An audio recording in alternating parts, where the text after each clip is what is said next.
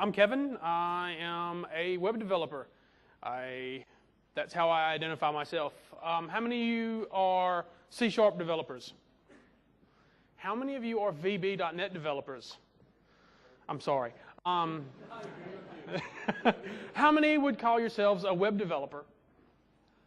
Now, how many of you would call yourself a web developer before C# developer? Okay. How many of you enjoy writing JavaScript?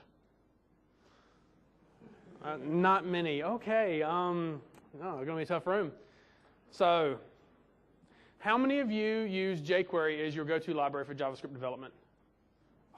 I'm sorry. One of the things that you get, and this is very common, I've done it, I'm sure everybody does it. Someone will come in and say, we want this on the site or our app or whatever, and they've seen a widget out there. So you go, you Google it, you find the jQuery plugin, you copy and paste it and put it in your code base. You put the script references in, and you have the widget. 4 weeks later, they come in, well, now we've got this, we want it to do this. And then the next thing you know, you've got a fork of somebody else's plugin that you didn't write. Their use cases aren't the same as yours. It's this big monstrosity that you're having to edit and put together. And you've got to track your own script files, your dependencies. Maybe you're doing something in your build process that's smunging them all together, maybe not. There has got to be a better way than this. And then the next thing you know, you've got 3 other plugins on the page. Maybe they're fighting each other, maybe they aren't, but you don't have that consistency, and you've got these big monolithic plugins that they often do a lot of the same thing. That's not really ideal. So it doesn't have to be that way. JavaScript is better than that. It gives you a lot of power to start mixing things in. You don't have to have these big monstrosities. You want to create nice reusable components. When you write your C# or VB code, you use a using statement and you bring in the libraries that you need just by saying, I want, using system.whatever, you get what you need. And you just get what you need. Why can't you do that with JavaScript? Actually, you can. You don't get it by default. There are things that eventually, coming down, there will be things to help you get this. But if you have who's used Modernizer? I know it ships in ASP.NET MVC now. That also has a conditional loader to help load in some of the polyfills. Similar concept, but what you've got here is when you build your modules, you build them in a composable, reusable way.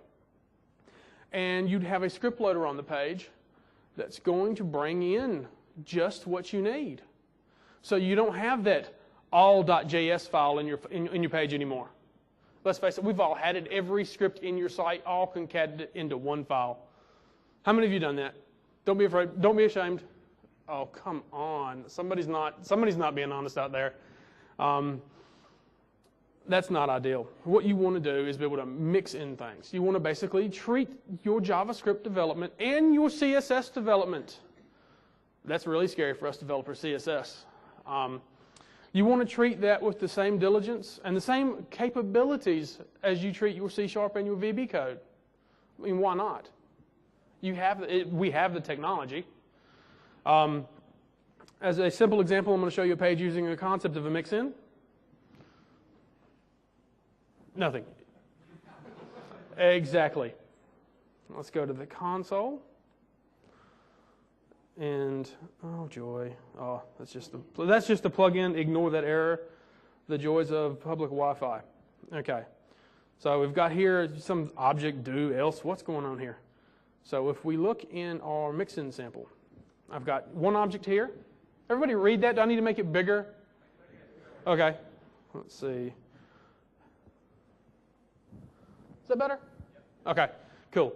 So we've got our first object is just an object literal, next object, and then the third I'm mixing. Now that's great. It's that's very similar, like saying you were using a that's nothing major, but then you mix multiple objects in. I'm just pushing in multiple methods. Now imagine you build a widget that you've got, maybe something that does some showing and hiding. Maybe something else that handles the content management of where things are placed at in your widget. Another widget that handles your animations. You know, you've got these little bitty libraries that you've all of a sudden have cut out. Now imagine being able to pull those in and creating something with those in one line. We've got here, now if anybody's ever talked to me, you know I am a big fan of the YUI framework. It's one of the few JavaScript libraries out there that admit it's JavaScript. It's written for JavaScript by JavaScript developers. If you look at something like, back in the day, Prototype was written for Ruby developers. MochiKit was written for Python developers. jQuery was written for designers. You've got these things, and this embraces what JavaScript is. So if we look here, let me show you some examples of what I'm talking about. Let's look at what makes a module. This is a concept used in YUI. They were doing it 3 years ago. Who's heard of require.js and AMD, asynchronous module definitions, where it is starting to come into mainstream. So the teams at Yahoo have been doing this for 3-4 years now. You've got here one simple line can give you a lot of power. In this instance, I am creating a widget by calling a create method, assigning it a parent, and then I'm mixing in all these other capabilities. Oops. And then I'm saying where they're coming from. Just like a using statement, except it's at the bottom as opposed to the top. I only need one file. Well, technically I lie at the moment. My demonstration only includes 2 files, your UE seed file and your definition for this module. And then all of a sudden you go to a page, and now this is a copy of a widget in the YUI framework. It's one line and a couple of lines of CSS as well behind it. And the next thing you know, you can get from that one line of code, where is Chrome? See here. This is just using that statement. And here, no, my example, I'm sorry, I called it a popover. Here, the actual in the YUI library is called an overlay. And then you just set some properties, and next thing you know, you've got a little loading indicator thing going on, pulling in some content. And the behavior of that is encapsulated in different items. You've got here, you've got the concept of constraining that is in its own widget, where you've got the your one node, in which case this is the overlay, your loading screen is actually constrained to the dimensions of another node in your DOM. And that's just a widget, and you can get that in anything, you bring that in. Also, you can plug in things for animation, and you get these things for free by composing the objects correctly. You don't have interfaces in JavaScript because there's really no strong concept of type.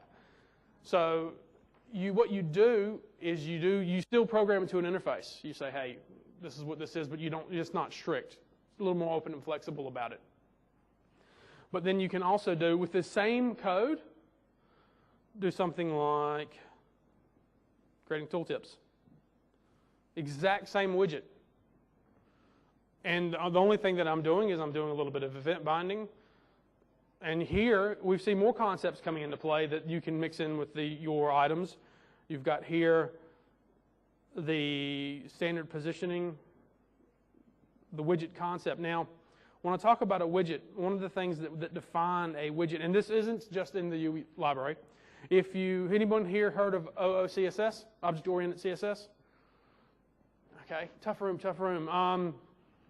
Basically what that does, that creates reusable CSS components. And a lot of the concepts within that, you want to define your markup. I mean, it's the web. Very similar. Maybe the sizes are different in certain areas, but think about how many repeating patterns you see on a web page. You want to keep things as simple as possible. So you separate your certain designs from others. You've got your hard and fast things that make that particular item there, but your rules about where something's positioned is a little bit more flexible. But you have a module pattern, and I have a couple of examples here. And you've just got a header, body, and a footer, and every little module can conform to that. It doesn't have to. Sometimes that doesn't make sense, but again, if you look at it in the structure, and even in the structure of HTML5, you'd have an article, you'd have a header, you'd have the body, and then you'd have a footer. That's just your markup you see on a page. Very similar structure. The YUI is very similar. They just use some widget. They just use they prepend some stuff to the class names. And that gives you the power with that, is if you look back at lost it. So if you look at that, that's the widget standard mod. So you get everything. You've got a header, footer, and you always depend on it. You can depend on it because you've required it and your module supports it. So again, it's like programming to an interface. Position as well, and the stack is how, when you've got something like an overlay or a lightbox, I'll show you another example using the exact same code with just a little bit of CSS changed as from the first one. Next thing you know, you got a lightbox. Who's grabbed lightboxes off the internet and used it in your projects? Have you looked at the code involved in that? Have you tried to make it flexible? That I literally did that in 3 minutes. Just a bit of CSS. That's how flexible this was.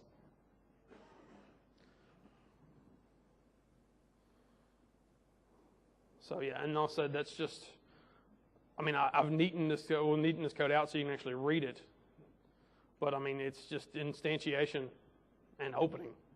And that's what you get. And that's all from, like I say, a simple concept of basically taking multiple. It's almost like multiple inheritance. In a developer sense, is that you've got these things you don't need. It's on maybe for an example in .NET, it would be like multiple generics, or some of the things that you can get around with that. Excuse me. Sorry, forgot. So yeah, that really gives you a lot of flexibility in the code that you write. And all of a sudden, because obviously, by the show of hands, you don't really enjoy writing JavaScript, so why not write as little as possible when you can? And then all of a sudden, you can change it only little bits, and then you get those changes for free in your other ones. And you don't have to worry about it. You don't have to keep track of your script tags. You've got a little bit of metadata that says, hey, my modules require this.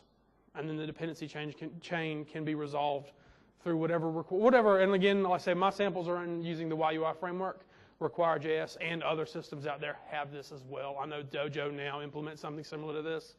I've seen there's been talk that there's a fork of jQuery that someone's done something similar to this. So, don't think that just because I use the YUI framework, and you should use the YUI framework. Because again, it's good developer practice. How many of you would just copy and paste lines of code in your C# files from the internet? But we do it all the time with JavaScript. Why is that okay and not okay for C#? So, but and that's nice for visuals. But let's face it, JavaScript. Your pages have got a lot more JavaScript in them now, don't they? Anybody building single page apps now? Using something like Backbone or any number of other. Oh, tough crowd.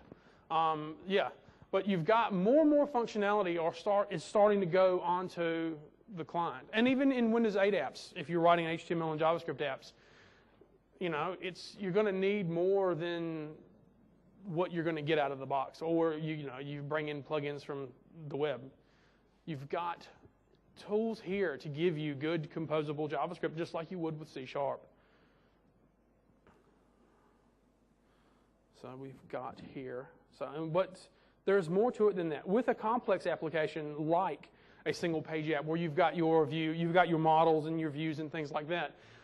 Suppose you've got a concept of your model and you want to be able to save off somewhere. You want to have the ability to save to a data store somewhere in the cloud. Or, but you also don't want to have to do that. Maybe you only want to save something locally, like say a game high score list if you're writing a game. You can save it locally in your local storage, great, or you can do it. How would you do that? Writing JavaScript, how would you make those sort of decisions? historically you'd have an if statement, and then you make your rest call, or you'd then do your local storage call, or however else you were wanting to persist it. In here, what happens? Sorry, I'm probably going a little fast. If I'm moving around too fast, somebody yell out, okay? And anybody have any questions? Shoot them as well. So imagine here we've got samples, models. Oh, actually, I already had that open. So this is just a overly simple game. And by overly simple, I mean truly overly simple.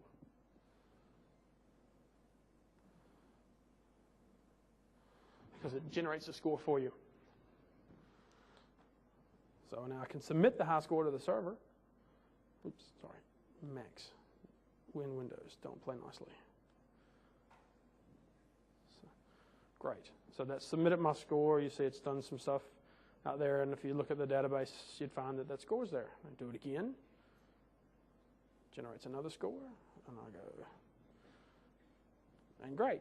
But suppose you don't want to do that, or in certain instances where you don't have a network connection. Nowadays you can have offline web apps. You might want to do something like that. So you just would go play it again, and I don't want to submit the score this time. Needless to take in mind this is a sample, is a little naive. I didn't feel like trying to merge the two. There would be a lot of if statements, but how about you can write that with pretty much one if. We've got here, by using a mix-in, you determine if you want to use a rest or local storage. And that's it. And all of a sudden you have a completely different back end. If only all code was so easy to change. And that's simple. You're programming to an interface without really having an interface, because later on you call a save that then decides which class that it's using, and it does that for you. So yeah, that's making a decision, and it's mixing something in, and you can do that with anything. You could have any number of options. And the cool thing is, I don't know if that would be particularly useful in like a Windows 8 app, or if you use Node.js. I doubt anybody is, but again, you all of a sudden you can share your models across boundaries. You can share it in your client, in your browser, and you can have your database store or your REST store that you're calling if it's in the client, or your direct call to the whatever database that you'd be using, simply by mixing these things in.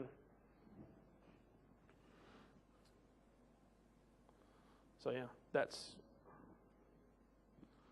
all that is. That's why I was losing the data. Well, I powered through that, y'all. Sorry. It sounded a lot longer in my head. So again, I can't really stress enough when you've got the concept of modules. Just by adding in things. So here, as in for the model sync, you've got an add statement that's basically establishing namespaces and what your model name is. And then you give it the details that you need. Was there a hand? It's really difficult to see out there. No? Okay. Oh, yeah. It's pretty terrible, y'all. My apologies.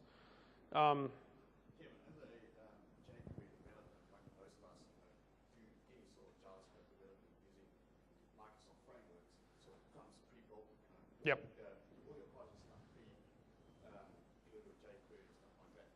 What, as a jQuery developer, how can we start using things like this? I know you mentioned earlier, sort of there's stuff available. Absolutely, absolutely. If you look, actually, you could actually use YUI. There's no reason they play nicely together. You can use, if you go to the Require.js site, which I am not particularly sure of. But yeah, there is actually there's a dedicated tutorial on here for using jQuery right off the bat. So yeah, targeted jQuery tutorial. And again, that would be if you're really that committed to jQuery, you've got a lot of legacy code you've got to keep around, and you want to start introducing these sort of things. Yeah, something like require. There's a few other ones as well. Requires probably is an effort to standardize it. So, and again, if you use, like I say, if you've done any Node.js development as well, it's a very similar syntax to what's offered on the server. And again, it's about declaring dependencies and then bringing them in and keeping everything nice and neatly sandboxed. I mean, for goodness sakes, there are inversion of control systems for JavaScript now. There's no reason, and then which allows you to, again, much like you would with dependency injection for C#, you can pull things in on the fly just by making a few config changes and whatnot. So there's no reason not to attack JavaScript with the same discipline that you attack C# or VB or anything. Yeah, so I said the require would probably be it's probably the biggest used out there when it comes to, admittedly, modules are still probably an edge case. Well, I wouldn't say an edge case. They are gaining traction, and they're gaining traction quickly, especially when there's now talk that it's going to be brought into ECMAScript 6, I believe. Still some debate and still some nasty, ugly syntax from what I've seen. But yeah, it is coming to the language natively eventually. If it's going to catch on, I don't know. But yeah, I can't stress enough it's that discipline that you put in your code. And again, it makes it easy. It's a lot easier to change a 20-line code file than it is to change a 320-line code file. So yeah, anybody else?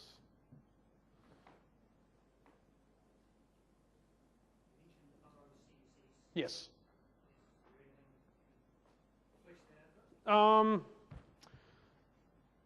can flesh it out a touch. I have basically what it allows you to do. You separate out your designs. You don't have, again, like I say, when you talk about your flow of a page, things like you've got say a comment list. You've got usually like a picture of someone, comments, and maybe something at the bottom. Very common layout. And it's not just in comments. You might have the big one in the footer. You might have other stuff on the side. Very similar. You've got a picture, text, something at the bottom. And again, it's about separating out as much as possible the layout of the particular instance versus the layout in general. So all of a sudden, Facebook, they actually implemented something similar. In fact, it was during a audit, basically, of the CSS that Facebook used. They implemented something similar to OOCSS. The lady that actually came up with it did this for them, and they reduced the CSS and the HTML they were serving down massively. So, unfortunately, with OOCSS, it's one of those things that there's not a lot of talking out there about it. The people that are doing it do it and swear by it. I've seen some great samples of it, but I don't have a lot of experience at it. There's also another system, very similar, called SMACS, S-M-A-C-S-S. I think there's two S's. Written by one of the guys at Yahoo, or at least I think he used to be at Yahoo. Actually, both OOCSS and SMACS came from people that worked at or work at Yahoo. So yeah, it's a modular system for CSS. You write your CSS like normal, but you just think about the rules, and you don't use things like IDs. That's a very big specificity hammer. That's going to rule out everything else. So you want it to flow a little bit more. So it's just about controlling and thinking about your layouts.